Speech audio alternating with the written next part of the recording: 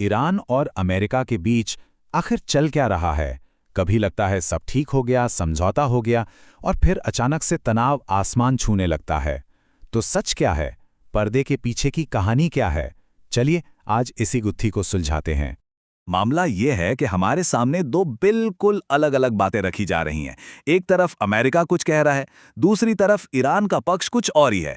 अब सवाल ये उठता है कि सच कौन बोल रहा है? आइए इसी की पड़ताल करते हैं। अब ये देखिए कितना बड़ा विरोधाभास है। एक तरफ है अमेरिकी राष्ट्रपति डोनाल्ड ट्रंप जो कहते हैं अरे वो तो हर बात पर मान गए थे, और दूसरी तरफ इस्लामाबाद में जो असल में हुआ वो ये था कि बातचीत बिना किसी नतीजे के ही खत्म हो गई। मतलब दोनों बातें एक दूसरे से एकदम उलट। तो फिर सवाल वही है, बातचीत में असल में हुआ क्या था? देखिए, ये जो आज हम गतिरोध देख रहे हैं ना, ये रातों रात नहीं हुआ है। इसकी एक पूरी कहानी है। 28 फरवरी को युद्ध शुरू होता है। फिर 8 अप्रैल को अमेरिका 2 हफ्तों के सीज़फायर का ऐलान करता है।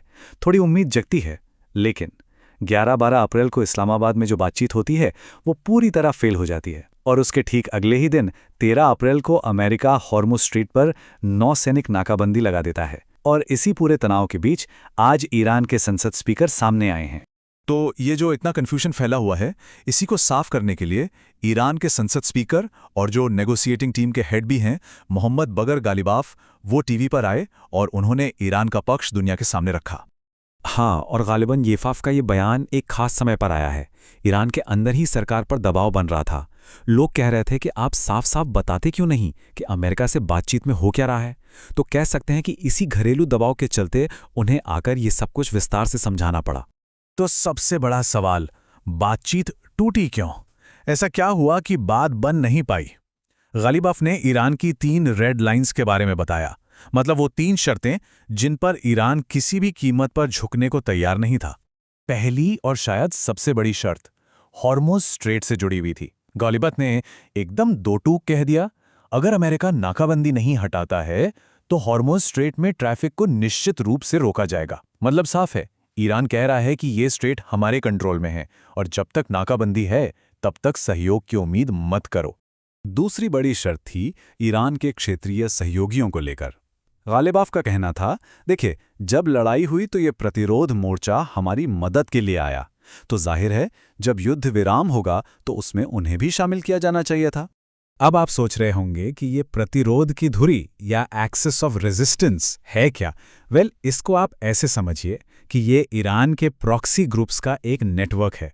मिडिल ईस्ट में फैले हुए कुछ राजनीतिक और लड़ाकू गुट जिन्हें ईरान सपोर्ट करता है और जो जमीन पर ईरान का प्रभाव बढ़ाते हैं। इस नेटवर्क के कुछ बड़े नाम हैं, जैसे लेबनान में हिजबुल्लाह, यमन में हूती विद्रोही और गज़ा में हमास। तो ईरान की मांग ये थी कि किसी भी डील में इन ग्रुप्स को भी शामिल किया जाए। अब जाहिर है इस शर्त ने बातचीत को और भी ज्यादा पेचीदा बना दिया। और फिर आई तीसरी और आखिरी बड़ी अड़चन, ईरान का न्यूक्लियर प्रोग्राम। इस एक मुद्दे पर दोनों पक्षों के बीच इतने गहरे मतभेद थे कि ये भी इस्लामाबाद में बातचीत फेल होने की एक बड़ी वजह बना। लेकिन इतनी सारी नाकामियों के बावजूद गालिबाफ ने एक बहुत चौंकाने वाला दावा किया।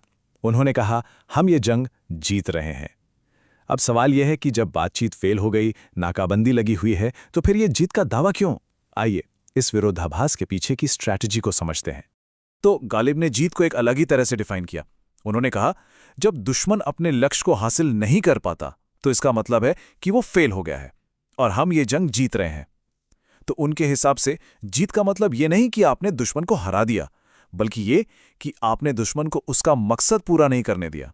और यहीं पर ईरान की रणनीति का वो विरोधाभास सामने आता है। गालिबाफ ने ये बात मानी कि हाँ, पारंपरिक सैन्य ताकत में अमेरिका और इजराइल हमसे बहुत आगे हैं, लेकिन साथ ही उन्होंने ये भी कहा कि ईरान ने एक असिमेट्रिकल वॉर लड़ी है।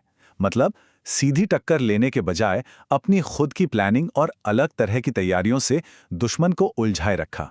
इसका एक बहुत अच्छा उदाहरण है F-35 वाली घटना। ईरान का दावा है कि उसने जानबूझकर एक अमेरिकी F-35 फाइटर जेट के ठीक पास में मिसाइल दागी। ये उसे गिराने के लिए नहीं, बल्कि एक चेतावनी देने के लिए था। और मजे की बात यह है कि खुद अमेरिकी सेंट्रल कमांड ने बाद में माना कि हाँ, एक F-35 को इमरजेंसी लैंडिंग करनी पड़ी थी। तो ये दिखाता है कि ईरान अपनी असिमेट्रिकल ताकत से क्या कर सकता है। तो ये सब तो हो गया, पर अब आगे क्या? बातचीत का रास्ता बंद है और माहौल में तनाव बहुत ज्यादा है। तो आज हम कहाँ खड़े हैं? सिचुएशन एकदम साफ है। बातचीत टूट चुकी है। अमेरिका की नौसैनिक नाकाबंदी अपनी जगह कायम है और दोनों ही पक्ष अपनी अपनी मांगों पर अड़े हुए हैं। कोई भी पीछे हटने को तैयार नहीं है। तो सबसे बड़ा सवाल अब यही है कि जब डिप्लोमेसी का रास्ता बंद हो चुका है और मिलिट्री टेंशन्स अपनी चरम पर हैं, तो ये जो नाजुक सी शांति बनी हुई है, या फिर कब तक टिकेगी? इससे पहले कि किसी एक पक्ष को कोई बड़ा एक्शन लेने पर मजबूर होना पड़े।